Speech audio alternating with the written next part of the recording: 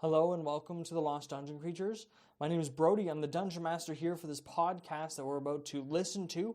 This is episode 4.5, and you're probably going to ask in the comments, hopefully in the comments down below, Brody, why are we doing an episode 4.5? Normally, the half episode, 4.5 for example here, we would be doing the interviews with one or two players in the middle of the campaign to kind of help me understand where they're at with their character creation and also answer any questions that you guys may have. However, you guys were not aware that you should be asking questions, so we obviously are not ready for that type of interview. And then secondly, I'm not going to lie to you, if I can be honest here, if we can just put the DM screen down and cut all the fancy, happy-go-lucky YouTube content creation things. I hate Windows 11. Let's go off starting with hot fire. Windows 11 is hands down the worst Windows I've ever used in my life. I can't even comprehend like half the stuff that's going on that damn platform, let alone, I shouldn't even say platform, on that software, let alone everything else, man. I just can't. It is so bad. So we have our audio software that I use to record the two microphones in the room. We had just built the studio. I had set everything up. I did the audio test with my friend. It was great. I went home, back to my house because I hadn't fully moved into the new house yet. Fully moved in, came back, set up the mics again, still works, great. The day of recording, I go to open my laptop that we use for recording, and Windows 11 updates. And what does Windows 11 do on this beautiful update? It auto-applies all of the audio enhancements that I had turned off on Windows 11 because it was the update where they updated the sound UI / how it looks in the settings, which is stupid update. Just giving you an excuse to update it's stupid. And so the 3 episodes that we recorded that day, which would have been episode 5, 6, and 7, which would have been the end of the first level with the boss fight, were all doo-doo audio. It was bad. It was underwater, Mario underwater level style audio. It was bad, dude. I can't even comprehend, I can't even describe it to you how bad it was. And not only was it bad, it was long. These were long sets. They were like 2 hours long. And I honestly, I couldn't bring myself to upload 6 hours of garbage audio to save face on a small YouTube channel. Like, I'll put in the commitment. I love you guys. I love everybody that's here. Everybody that's rewatching this podcast. I love it. I love you. Thank you very much for being here. But I cannot put out that quality of that poor quality content and then go, yeah, I'm happy with that 6 hours. That's 6 hours. That's a full shift. You have to listen to a full shift at work, almost a full shift of work, of bad audio. I can't do it. I couldn't put it out there. So instead, the Dungeon Master, I'm going to give you the recap for those 3 episodes, for this week's episode, hopefully coherently enough to where you guys understand the story. I don't know how edited this episode is going to be. I don't know if there's going to be music. I have no idea. But between you and me, you can skip this episode if you want. I don't care. I'm going to do the recap for what happened because there were some important story beats that did happen. Because, look, I know we're doing a dungeon crawl, but I'm a sucker for story. And you know what? I'm beating myself up a little bit by doing the super dungeon as the first campaign because you guys don't get to see the enriched stories that I make. But you know what? At the same time, it is a nice crash course for YouTube and roleplay if we just have all of these mistakes happen on, honestly, a pretty linear, kind of laid-back story. I mean, the party could end this at any session. They could TPK, they could kill one of the other team, they could kill all the other teams and get their wish and be done. There's multiple endings to the super dungeon. So really, honestly, we could be done in 4 episodes. I don't know. It really depends. It really depends on the players. But they're pretty smart players. They're war gamers, so it's kind of hard to, take them out. But I try, and I try to write good stories for them to entertain, and so far they haven't left my group out of years of playing, so we'll see. So anyway, let's go back to the recap. All right, so like I said, we had 3 episodes that were just bad audio with the boss fight. So I'm going to go ahead. I'm going to read you the recap, and not only that, I'm also going to pull up the module right now, which I should have already done. have done, and read from there as well for everybody. Having issues with the creation of the YouTube channel getting verified. I don't know what's going on with Google, but it's doing that stupid, you have to upload the 2 photo IDs. And I'm like, can we do anything else? Anything else but that? So we've been trying to figure stuff out. Elden's Guide to the Super Dungeon is the player's handout. I don't want that. I want my module. Where's my module? Where is it? Seriously. There it is. Here we go. So we did more stuff. And by did more stuff, if you guys don't remember the last episode, which was episode 4, we fought the monkey. We got the very expensive rug. We fought the bandits. We found the dead end thanks to the drunk halflings. And then all of that other good stuff. Now, I am looking for a specific spot here. Anyway, so I got distracted there. So we struggled to get the verification on the YouTube channel. Trying to get that done so we can get all the links in there. I know I said I was going to put a bunch of stuff in the comments down below, in the description down below. No, can't do it unless you're verified, and it's been a pain in my butt. You have to have a certain amount of watch hours and likes. First time, like I said, crash course on YouTube. So it's been a mess. It has really messed with me. It has messed with the secrets I've wanted to do, and it has messed with a lot of things. And now I've had to change and re-edit a lot of things because of that. So it's been a pain in my butt, to say the least. So sorry if you were looking in the description earlier. All right, let's do the recap. What would be episode 5 was a pretty medium encounter. I'm just kidding. It was insane. It was an insane episode. So we had gone back to the tavern, if you guys remember, and we went through. We met Ryfin. We gave him the rug. Ryfin had said, "Hey, if you go out into the dungeon again and you find my old friend's magical book that she had because she was a wizard, I will hold on to all this big stuff like the rug, and I will give it to Elton when you're done." Okay? Party a little suspicious that they know, that Ryfin knows who Elton is, and he's consciously aware that this is a game. Ryfin gives the party a chime of opening to help them throughout the dungeon. That's great. Hooray. And they leave. And they leave into the backstage area, kind of where the dead end was at the end of episode 4, that the dancing halflings had told them was a dead end. And if you guys remember, Quinn's familiar Bud did the search in the next room and found the magical set of armor. They wanted that armor. So they went backstage. And backstage was literally backstage. It had a bunch of chests with clothing in it, a bunch of costumes, a bunch of props. It was like a backstage style room to the dungeon. And there they had used Uthalana's spell, the cantrip that Sorcerer's Blast, as acid to melt through the wall. When they were doing that, Uthalana and Quinn had noticed that one of the tuxedos on top of the costume chest was magical. It was a pair of enspelled armor. It was robes.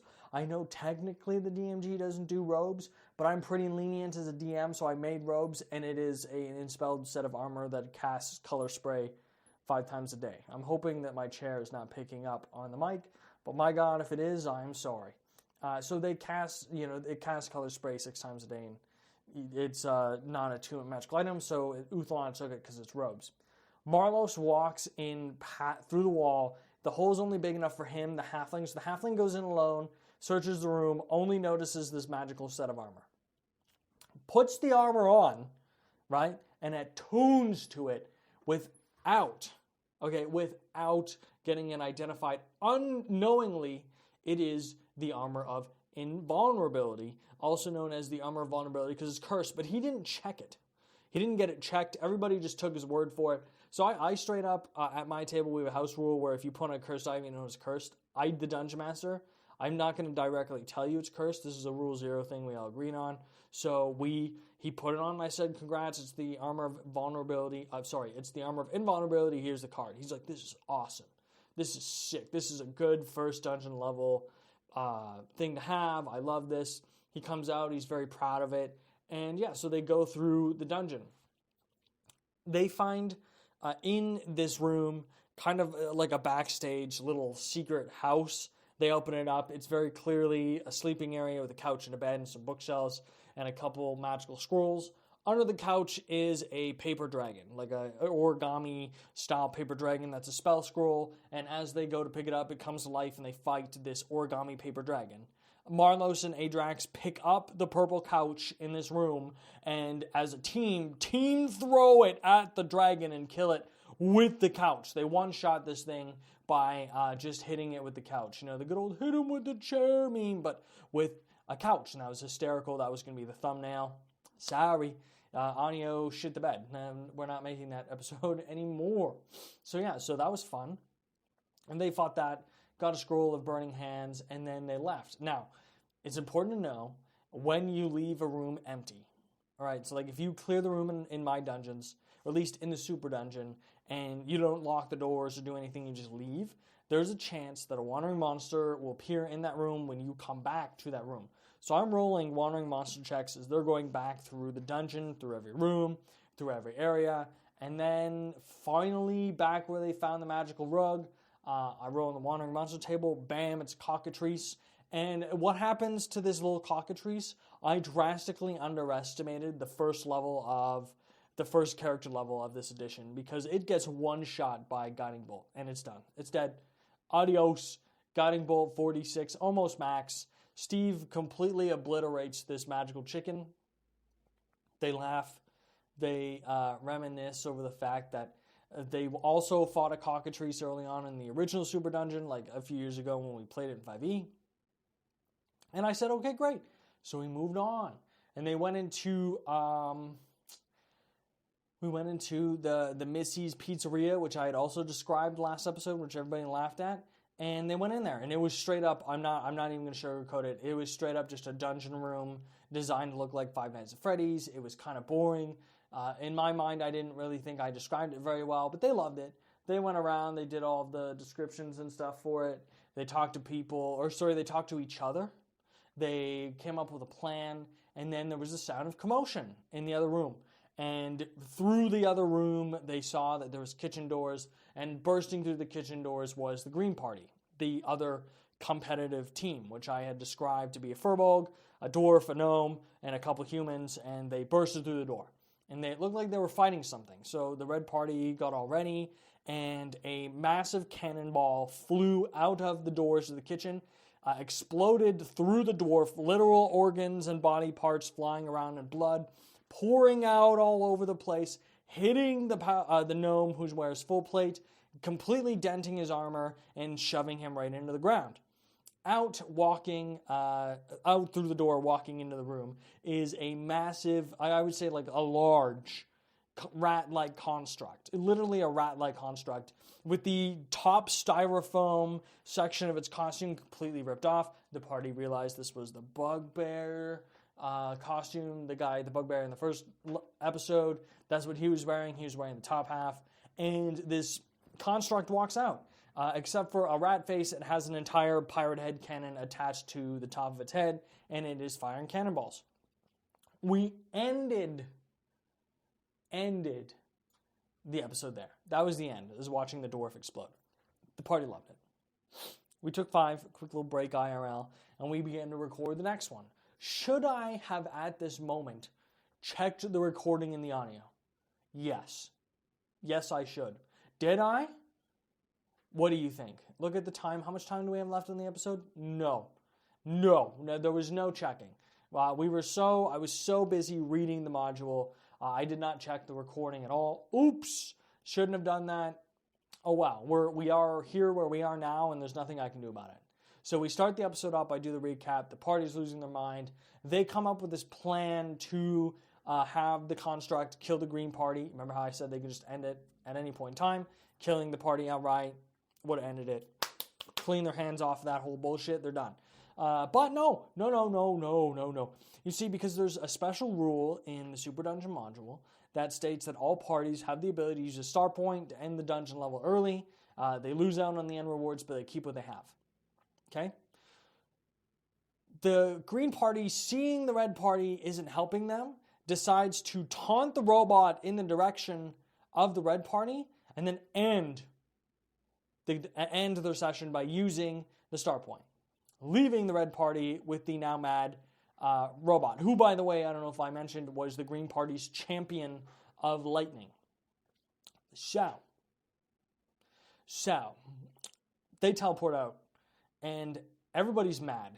Let's just say that. And they're mad because they didn't even think of that possibility. They didn't even consider the idea that the other party might just peace and leave. And they were and they planned it out so well. They rolled stealth checks. They did a very good job. They should pat themselves on the back. But no, the other party's smarter than them. They're forgetting that the other party acts more like characters than actual NPCs, which is kind of how they're designed. And they pieced out. They said, yeah, you know what? No, one of our team members are dead. We're done here. Adios. And they left. And they had to fight this construct by themselves. And let me tell you, this was a hard fight. Marlos almost dies because he didn't realize that he had the armor of invulnerability. He was cursed. This is me revealing him that is cursed when I tell him that he actually takes 30-something damage because he's he's vulnerable, I should get that right, to bludgeoning damage. TLDR, he's only resistant to piercing. And I described that to him, and as soon as I do that, all of my experienced players roll their eyes and go, oh, fuck, this is the armor of vulnerability, where we picked up a cursed item. Pretty smart players.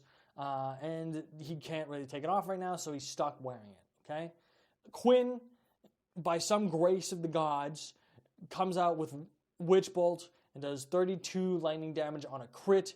The new Witch Bolt fucking rocks. By the way, if you haven't read it, go read it. My God, is it the coolest spell in the world now? They definitely needed a buff. I'm glad I got a buff. Thank goodness.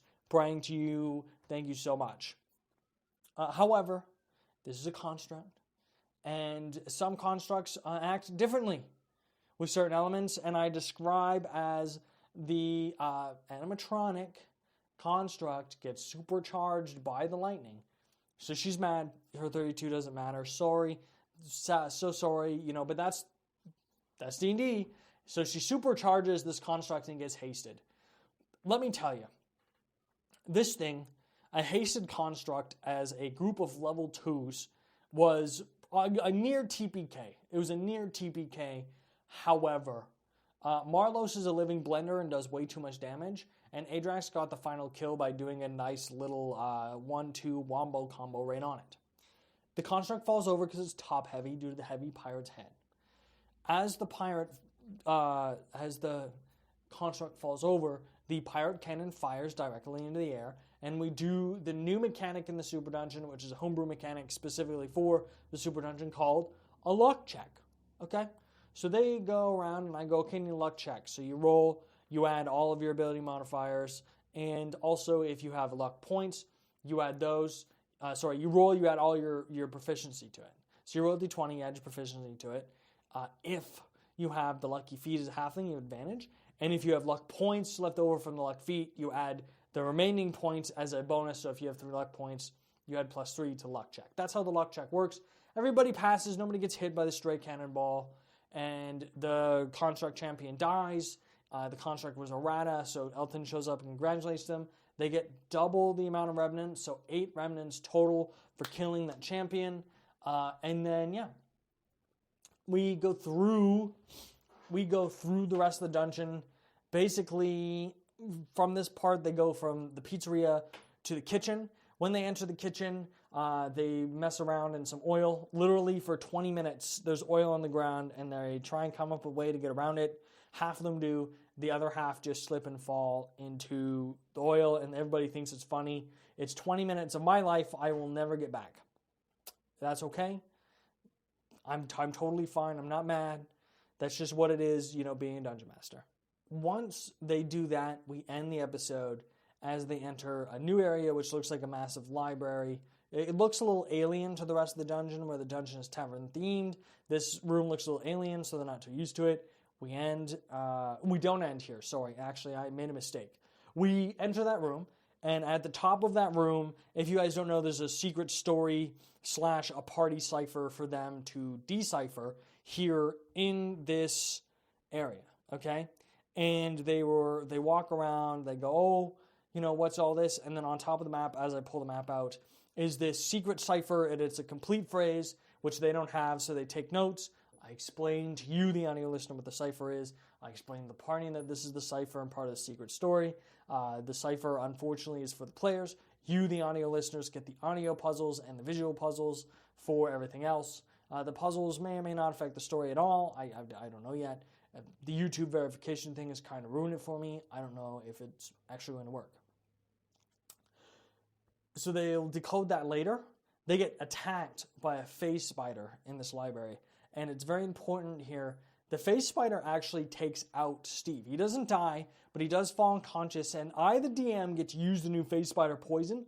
Yay! If the poison damage from the face spider would bring a creature down to 0, they are instantly stabilized but paralyzed and still at 0 hit points, which I thought was really interesting. So he wasn't rolling death saves, but he was paralyzed. I didn't actually expect that to actually come up in the episode, but I'm glad it did. They open this magically locked chest that's in the room with the bell of opening. They find the spell book that they're looking for. They find a potion of fire breath, a bag of holding, a rod of absorption, a drow priestess dagger.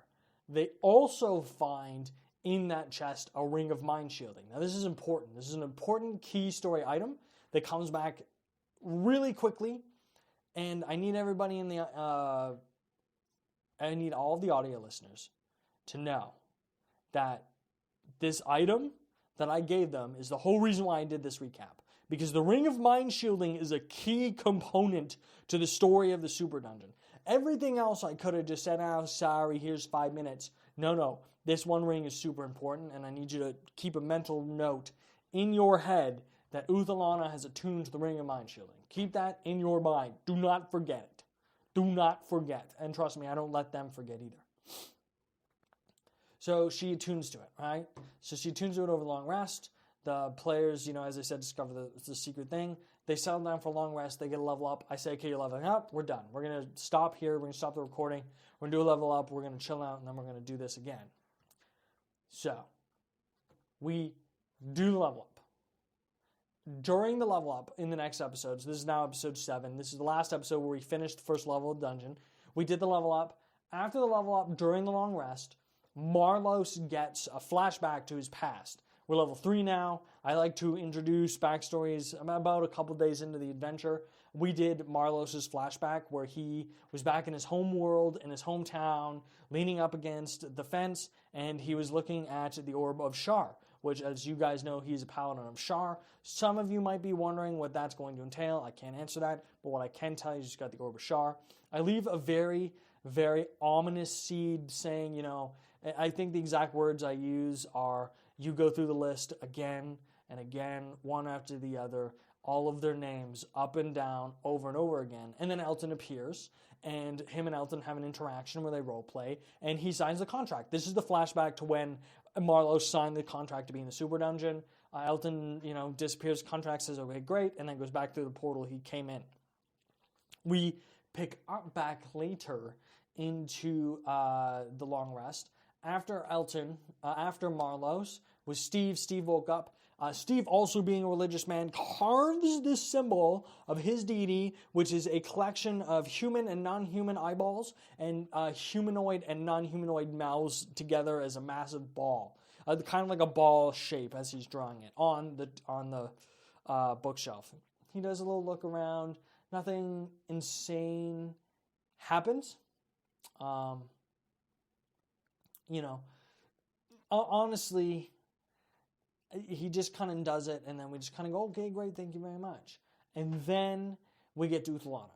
I told you the ring was important, and I meant that. She attunes the ring, she does her thing, and she inspects the magical, or the non-magical symbol that has appeared, because Steve has drawn it, it's his religion, she doesn't know what it is.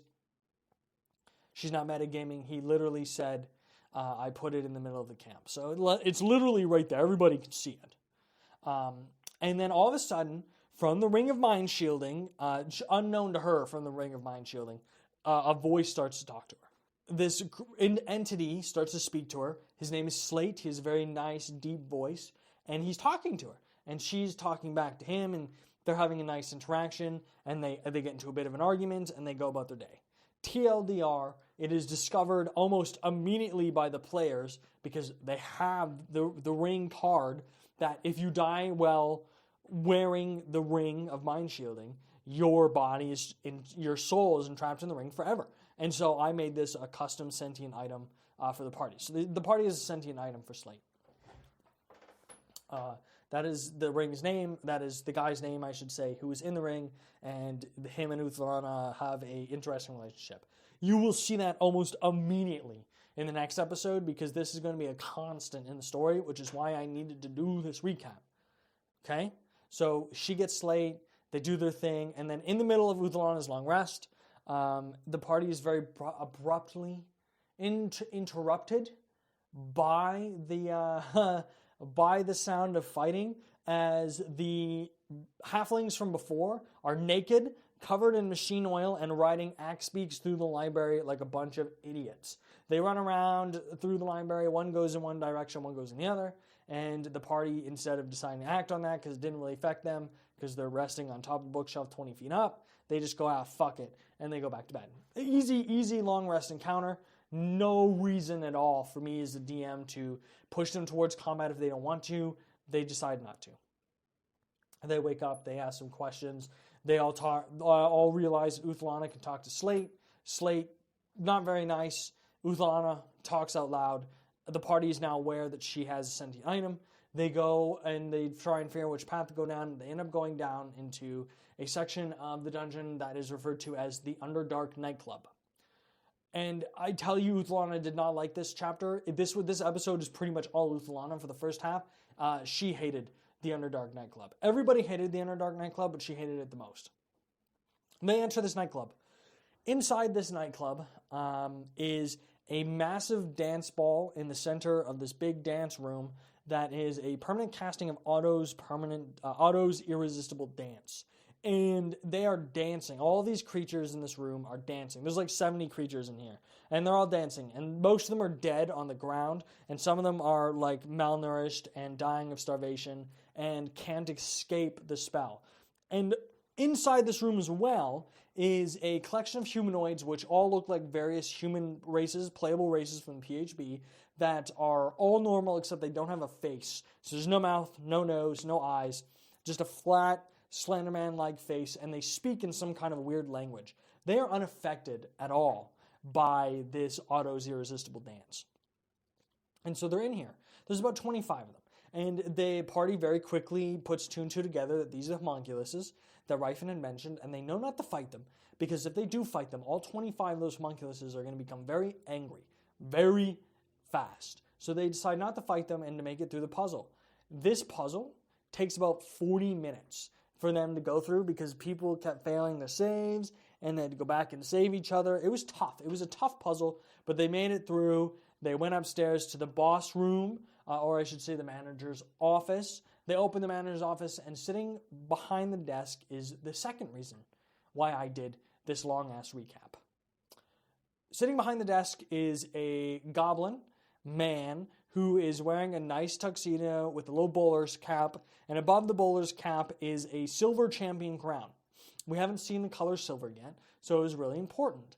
As they walk in, the boss introduces himself as Mr. Boss. He takes his bowler cap off, he bows, and he puts his hat on, and he points to the champion crown, and he says outright, directly, the exact words he says is, "I am the story's champion of backroom deals and secrets." The party, confused by why he would say that, he makes him a deal. He will count off their last rata, so the fifth one, and give them 10 mysterious remnants, but in return, the party, in the future levels of the dungeon, the party have to do 3 things for him in that dungeon level. He has quests that they need to do, and if they don't do it, he will retaliate. And that is the trade. He pays them greatly for doing those quests in the dungeon level, but, he has to, be sure that they're going to behave, so he has to make sure that they understand that if they don't do what he wants them to do, he's going to kill them. And so, the party has a bit of turmoil here. Some of them don't want to make a deal with this guy. They don't want to cheat. They don't want to lie to Elton. The boss champion, who again refers to himself as Mr. Boss, says that Elton doesn't pay attention in here. It's all show. He doesn't even pay attention to you. He doesn't even know your name. He's a complete sham. He doesn't even know that there are other champions working against his will in the dungeon. This is huge, by the way, because the party thought that this was just an illusion, but it might not be. I'm not going to say whether or not it is, but it might not be. From what they understand, their perspective, their decision was that they're starting to disbelieve that Elton is actually conjuring illusions for this Super Dungeon game show. Because of that, out of nowhere, and I mean nowhere, Quinn makes the deal with the boss. Just walks up, shakes his hand, takes a deal for the party. The party did not say yes or no yet. They were still discussing it, and they were really mad. They were really mad. They shake their hand. The boss snaps his fingers. He sends them back to the tavern with Ryfin. Ryfin acts a little strange and then takes the book, hands them all of the rewards of the healing potion, and Elton appears in the room. And Elton goes, "Oh, congratulations! You killed all 5 rats. Very good job. Good fight. You almost didn't make it. You guys ready to go fight the boss?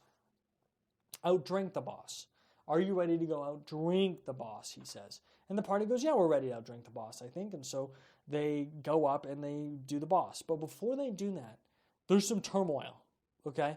There's almost a moment here where Marlos and Uthalana gang up and kill Quinn.